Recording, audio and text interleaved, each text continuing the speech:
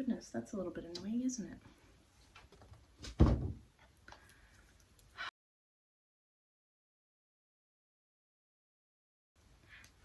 Welcome to my channel. This is the Mad About You podcast. My name is Madeleine. I use she, her and hers pronouns, and I come to you today and pay my respects to the traditional custodians of the land where I am from and I live, the Kabi Kabi Gubbi Gubbi people of the Sunshine Coast, and I acknowledge their custodianship and commitment and connection to land, sea and culture.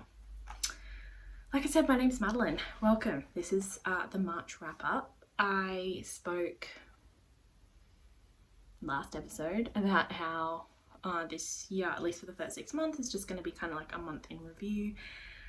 I'm trying to remember to look at the right side of the camera, and I'm also waiting for a gas delivery because we ran out of gas last night.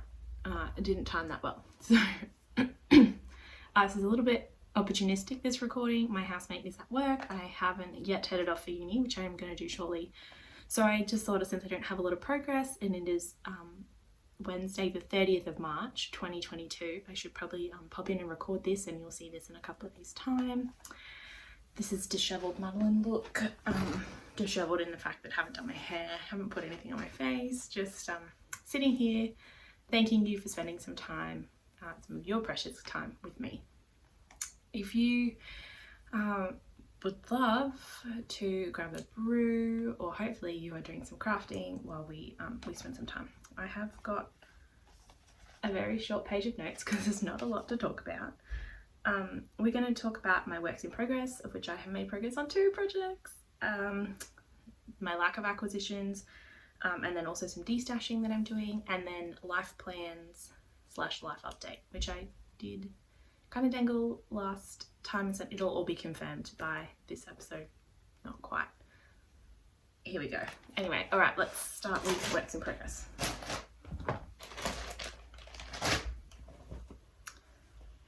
Let's start with the one you're probably least expecting some work on, unless you follow me on Instagram. So at the beginning of, in the last week of January, I cast on the Pier Shawl by West Knits. For, if you're honest, I thought I could finish it in that week between Christmas and New Year's, and then we ended up doing a lot of gardening on my the debacle that was my front garden. So it didn't get a lot of love, and then if you remember, I got quite sick the beginning of January, just with a cold, not COVID that I know of, and so I knit on the other project. But anyway, I started the Pier Shawl, and I've made progress. I've made four repeats, or 2 repeats for about 8 rows of progress. This is a lovely polymer clay stitch marker from my friend Ali of Fiberbound. I don't know that she's selling them, but she sent me this one as a little gift last year.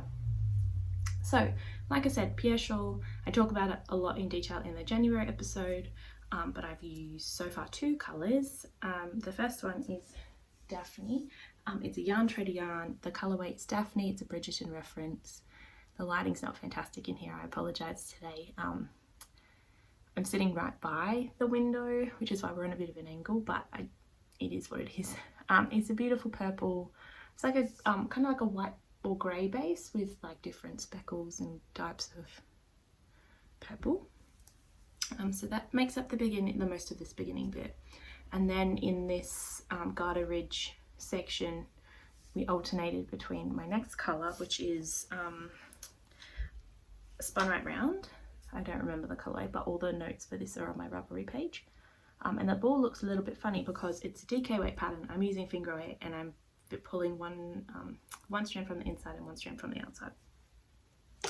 So basically alternating every second row through this section here, and then we've done a little bit of seed stitch up the top. And I hate knitting seed stitch, but I think it's actually one of my favourite effects. My sleeves on my penguino are my favourite part of that project because I just love the look, the feel and the aesthetic of seed stitch. So Pier Shawl, I can't guarantee that by April there'll be any more progress, It's a cute little stitch marker and keeping us on track. So the reason I knit on that actually is because I went visiting, my best friend got married on the weekend, and I went visiting down in Canberra, and I caught up with, I was supposed to be mostly doing uni work in my free time, which I did do, but I also visited my friend Robin, and she's a knitting friend, so I knew that we'd spend some time together and would be lovely to sit and knit. And this was my only, besides some socks I'm trying to put the heels in, this is my most portable project, so I packed that. My other work in progress, which shouldn't be a surprise if you are a long-term viewer or a viewer since January, is my cozy advent throw. The pattern is by a homespun house, and the yarn I'm using is my 2021 Daffodil Road Yarn Company advent kit, and I'm holding the single ply yarn double with some Nundle Woolen Mills bare yarn. So this is a 400 gram cone, and I think I've probably got about 100 grams left on here maybe, so, or maybe less, not quite sure. So this is all that's left of the minis. They've been wound into this magic cake, and basically I'm just pulling one strand from the outside and one from this one here. I'm knitting on a size, I don't know what the US size is, on a 5mm needle, which is a, it's German, so it's all metric. Couldn't tell you what that is in not metric, you know, in a US size, I don't know. But anyway, I have made quite a bit of progress actually, surprisingly. I think I said last time I wasn't planning on making a whole lot of progress, but I did. Okay, found it. Yeah, so when I first showed you, I was up to that Evil Eye little stitch marker floating around here somewhere, and then by the last podcast I got to this rainbow stitch marker, which I think last time I said was rainbow and sprinkles last time I showed this, but it actually, I bought it from Lisa, who is Lily Pilly Designs, I think. She's a crafter. She's mostly doing cross stitch at the moment, and she's actually selling patterns on Etsy, and maybe another platform. But anyway, so the little progress I got was between this stitch marker and here. I think I might change it because this is a bit heavy and we're dragging it down. I do have other little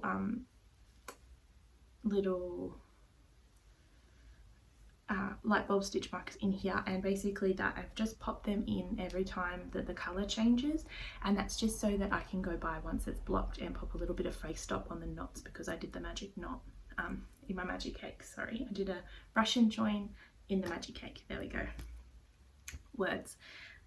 So yeah, I haven't knit on this in probably like 2 weeks, I would say. I think I have 8 colours to go. I had a little post-it which had percentages worked out, and I think I was at 72% last time I checked, so probably about 74%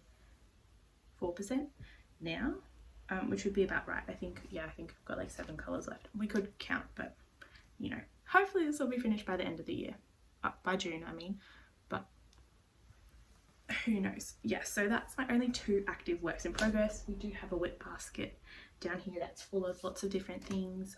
Cozy memory blanket, which is going to be a cozy memory cushion very soon, I think, because I can't be bothered. I did start that hexagon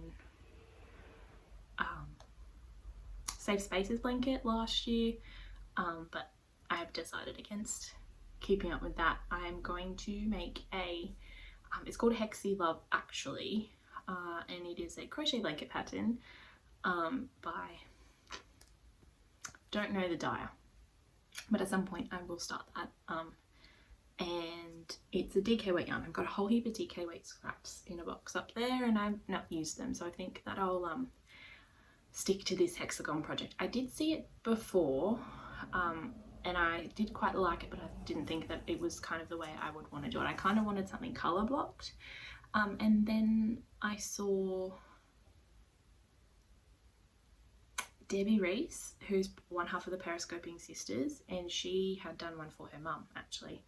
And so when I saw that, I think hers were like colour block. Oh no, hers were all different colours, and then I did, when I looked at the hashtag, I saw some which were colour blocked but with a white border, or like the join was done in white, and I think that's my plan. I'll have to buy some more Nundle bare yarn. Okay, let's quickly have a look at the list. I have an Alpaca Gear Heart sock machine. If you aren't aware, if you're a returning viewer, thanks for spending some time with me, and if you are new, welcome to the chaos that is the Mad About You podcast. Yeah, so anyway, I have a circular sock machine. I like socks, I like hand knitting socks. I like knitting other things more, but I want lots of hand knitting socks. So you'd think by now I've nearly owned the machine for like 8 months, still have successfully made myself one pair of socks. But I did open an Etsy shop where I've been cranking sock tubes. Now, I have a friend in America, Paula, who I've got a care package that I've had waiting for her since last June when I bought some stuff from Fiberfest in Adelaide. And I hadn't gotten around to doing that yet. So anyway, last night I was cranking an order and I thought I have changed a cylinder on my machine and I wasn't quite sure about where the tension was at. So while I had a play, I thought I'll crank a tube for Paula that I plan on sending. So this yarn, I did have the tag somewhere, is called 4.5 from Paddington. It's on the Goldfinger base, which is super wash, extra fine merino, nylon and stellina. It's by Stitchcraft and Wizardry. And I cranked it, and like the actual cranking part is fine, but I like micro stripes or stripes. I don't like flashing and pooling in my knitted things, particularly socks. So the tension, the other thing, right, is this is hand-dyed yarn, not sock yarn. So regardless of the tension, this may have happened anyway, just based on how the colorway was dyed. But anyway, I cranked it and I'm going to wind it back up into a cake and then put it on a cone, because I would not be happy to wear these socks that look like this. So I think me choosing this particular yarn was a bit of a mistake to not avoid this. Some people love it and don't mind. I'm not one of those people. So I looked at it and was like, oh, that might be a nice pair of socks for my mum and my sister, because I owe them both pairs of socks. But yeah, not happy. I'm going to rewind that into a ball, probably add to the back into skein, and I'm going to find another yarn in my stash to send to Paula. That is that for that sort of news. I'm just going to take a quick sip of my drink.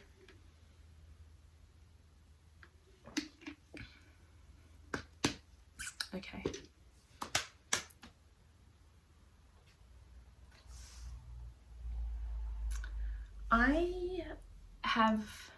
Okay, let's go. What do we do next? We're gonna go to blather and then like what we're doing next. Yeah, okay. So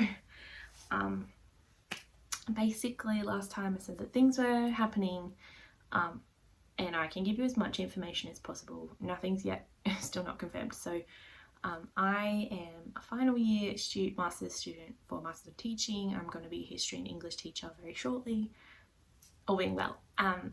But so I'd have to do placements in schools, and my final placement is at a school that I've been volunteering at all year as part of a different program that a different uni was offering. But I just wanted more classroom experience and more time in school, basically. So I volunteer one day a week at this particular school, and I've done all their professional development and all their mandatory training and that sort of stuff. So it's been quite time consuming, but I've really enjoyed it, and the school community is great. Now, because of that, they have a vacancy for term 2, and they actually approached me and said, look, would you be interested in teaching on what's called a permission to teach contract? So basically I finish uni and I'm teaching full time, and not like a normal placement supervision. Like it's my classes, but I will have people come in and like do due diligence checks. And it's not offered to everybody. It's when schools can't get someone in, like they've advertised for an appropriate, like a certain period of time and they can't get anybody, or yeah, there's a bit of a teacher shortage right now. So the school advertised, didn't get anybody, and then they asked me, and I said, look, okay, like I'm happy to, let's apply, but I have to get approval for registration from the Queensland College of Teachers. Now that's the sticking point. So it's the last week of term this week, and then there's 2 weeks of holidays, and then term 2 goes back. Now I'm still at uni until week 2 of term 2, and then I was supposed to go on placement at this particular school. So we've applied for me to have this permission to teach, but one of the teaching areas, like one of the classes that I'd be teaching, or 2 of the classes, are not in my primary teaching area, but like an adjacent one. So there's been a debacle with the paperwork to begin with, and then they've been clarifying, because it's not my primary it's not one of my teaching areas, and I don't have qualification to teach that particular subject, which isn't available at every school anyway, but it's like very closely related to my history teaching area. Anyway, it's a bit of a nightmare. So we're at halfway through the last week of term, we still don't have approval, but the school's like believes that I'll be ready to teach next term. So I'm freaking out a little bit, just because like I need time to prepare, and I'm still trying to finish off like my uni coursework, plus I have a lot of stuff to do when I would be on placement anyway. So regardless, I'll be at that school in either week 1 teaching by myself or in week 2 as a prac student, so it's fine. Whatever's supposed to happen will happen. It's like in the hands of the universe now, but I wish that I knew concretely this is what's the go for next term, but it is what it is. So yeah, if I do take it, it's only for term 2, which is till the end of June, which is really good, because in July I'm going overseas for nearly 3 months, or just over 3 months now. Yeah, so I say I'm going, we haven't booked anything. My sister is waiting hopefully till next week, and then we can sit down and book our flights, but at this stage it's not a yarn holiday like I did a couple of years ago, and there's vlogs for that, which you can see in like 2019 it was. Yeah, so we're flying into the UK, spend a very brief few days with my mum's family over there. My cousin, or my auntie, has said we can stay with her and my cousin. It's a bank holiday, I think, so one of the days, so that will be really great. We can all hang out. Then we're going to plan to go to Amsterdam and spend a couple of days there. Like, I will visit Stephen and Penelope. My sister is obviously not super keen for that, but there are other things that we want to do when we're there. And then the next country on the list is Poland, which is a little bit you know, iffy based on the climate. So if we decide that that's not safe enough for us to visit, we will pop across and go to Germany instead. The reason I will really want to go to Poland is it's been on like, it's the #1 country in my Europe travel list. As a historian, my interest lies in visiting Auschwitz-Birkenau, the salt mines, and the Warsaw ghetto, and those things that I have read about in history books, and not had the experience of actually seeing that in person. And I think it would be really valuable to bring to my future classrooms to actually like have some personal photos and personal experience of the way that these places and atrocities are remembered today. So that's why we're going there, or the plan is to go there, but obviously based on what's happening in Eastern Europe and Russia right now, we're flexible on that. Then we meet up with our parents, or we're going to go do a cruise of Greek islands for a week, meet up with our parents, and spend a week or just short of a week with them on Sifnos, which is a Greek island. And then my sister's going to leave and go for I think a week by herself, or with a friend. And I'm gonna, at this stage, my plan's to head to Italy and work my way down, and then meet my parents in Crete. So then go back to Greece, fly back to Greece, get on a ferry and head across to Crete and spend another week with my family, my parents down there. And then after that, it's kind of free. So that should get me till like mid-September. And then I've got another month basically. So my thoughts are pop across to Spain and Portugal, or Portugal and Spain. And then I really like to go to Lourdes it's like on the Pyrenees. There's some really big places of religious significance there, which are quite appealing intellectually and on a spiritual level, so that would be nice. And then head back across to the UK and spend maybe some more time with my family. I've also really want to see, go to Bath and down south, and I actually wouldn't mind going to the Lake District, but money and time will be the tell of what exactly happens there. My friend Robin on the weekend and I were chatting. I was in Canberra visiting some friends. My best friend got married, so I went in the Southern Highlands, so I could fly into Sydney or Canberra, and I flew into Canberra because that was where I lived most recently before I moved here, so I could spend some time with my friends and basically my Canberra family, which was so beautifully heartwarming, and my cup was just full, and I'm actually re-energized for everything, because I didn't realize how much, you know, I maintain long distance friendships really well, but it was so nice to just, you know, hug your people. I might cry talking about it. It was just so lovely. Anyway, Robin and I, who I brought the knitting for, were chatting, and I said, oh, it's so unfortunate that I'm coming home. I'm planning on coming home a week before Rhinebeck, and you know, I'm in Europe, not in America. She goes, well, I've never been to London. I'd really love to see London, and I wouldn't mind going to Bath either. And I said, oh, okay, interesting. How serious are we talking? Oh no, I think originally she said, oh, I love New York, I'd love to visit, and Rhinebeck would be really cool. And I was like, yes, do you want to meet me in New York City and we spend a week together and do Rhinebeck and whatever? And she said, well, actually I've never been to the UK and I really would like to go to Tate Modern and a few other things in London. And I said, well, I mean, I've been to London a few times and I would always, you know, there's always more things to see and do. So yeah, that we're kind of like exploring whether that will happen. So I have decided that I'm going to fly from the UK to New York City in time for Rhinebeck, and I'm going to go to New York Sheep and Wool Festival. I have tentatively booked 2 places on booking.com that are refundable for accommodation in Kingston, which is sort of near Rhinebeck. The next thing is, do I hire a car or not? So like in my 5-minute uni breaks, I do the Pomodoro method, so study for 25 minutes, rest for 5. So I've been like looking on people's YouTube vlogs about Rhinebeck, and it's like, you should hire a car. So I think that's what I'll end up doing, even just for that, like hire one in Kingston or in Socrates or wherever, just to be able to travel to and from the event, and then, you know, public transport everywhere else. Yeah, so that is a distinct possibility. So if you are one of my American viewers and you are going to Rhinebeck, leave me a comment below, because I would love to meet up with you. And that could be really fun. So anyway, obviously none of that is booked yet, but I want to book my flights in the next like 2 weeks or so. I just got to really sit down and figure out the dates, and then figure out how to kind of make my money last for what will end up being like all of August, all of September, a couple of weeks of October. So what's that, 4, 8, 11 weeks. Yeah, so nearly 12 weeks of travel really. So yeah, that's really exciting. So I really just have to get through this last push of uni so that everything can go ahead. Like, I'm going to book everything, and I haven't failed anything before, so now would not be the time to start, and I don't think I will. Like, my credit average on my GPA is quite high, so I have worked really hard.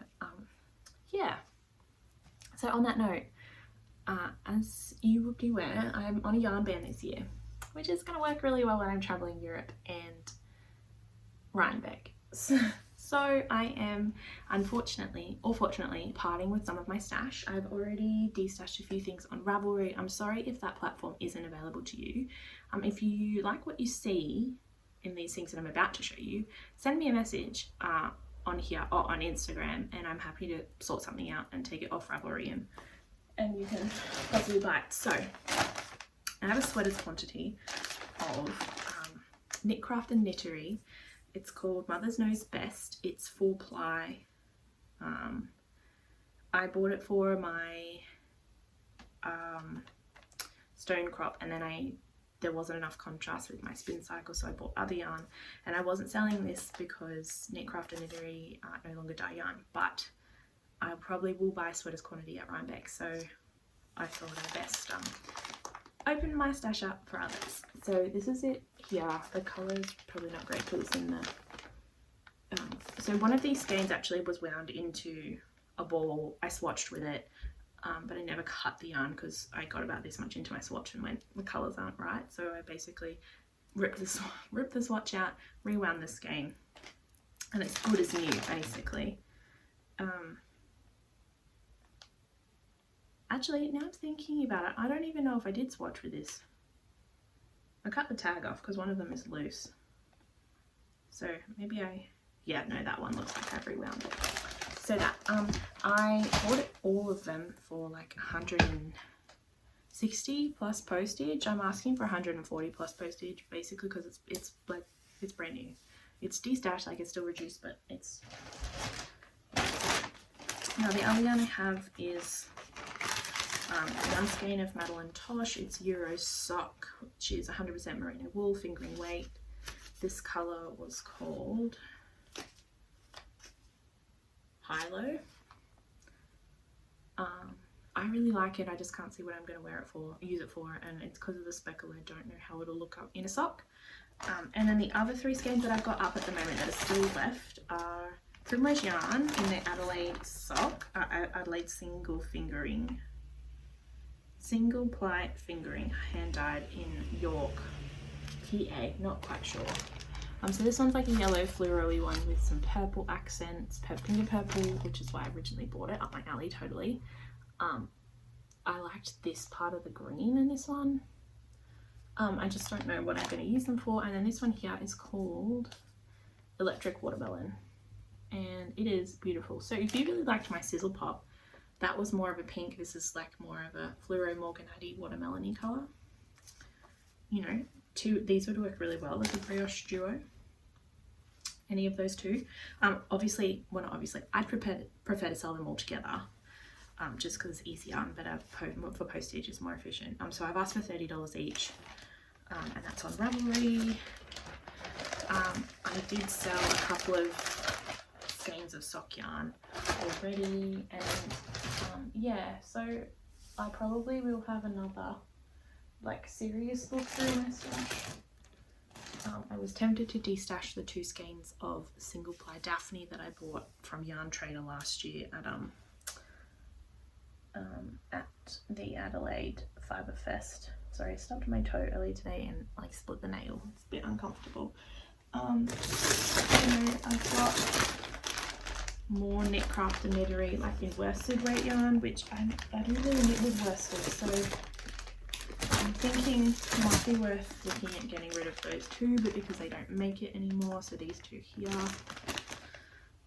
I probably, you know what I might do? I might just pull them out and list them, and if someone wants them, great, and if they don't, also not bad. So yeah, and then I've got other yarn, which is like this one here. I don't know what I'm going to use it for, but I bought that in Scotland, so I still feel a bit attached to it because I bought that from Ginger Twist Studio when I was in Scotland. And like I've got this Daffodil Road, which I bought. And then these 2 Spun Right Round, which, you know, I'm sitting here thinking, oh, it's really good to have some blacks in stash, but really, when do I knit with black? I do have the idea that one day I would love to do like a monochrome, I think that's right, but it's like grey to black, or black to grey to light grey, or kind of cream, exploration station. I think that would be really stunning. Yeah, so anyway, I'm just having like a critical look at my stash and what I can bear to part with, because I want to have feel like I have some money to spend if I am traveling. Like these are really nice, but I don't know what I would need 2 skeins of that colour for, so I might do a bit more of a critical analysis of my stash. Anyhow, I thought this was going to be like a 10-minute episode, and I reckon we're at 35 minutes now, so it's going to be annoying to edit. Thank you for joining me. Yeah, we'll see you at the end of April. Hopefully I will have a teaching job or be well on my way into my placement.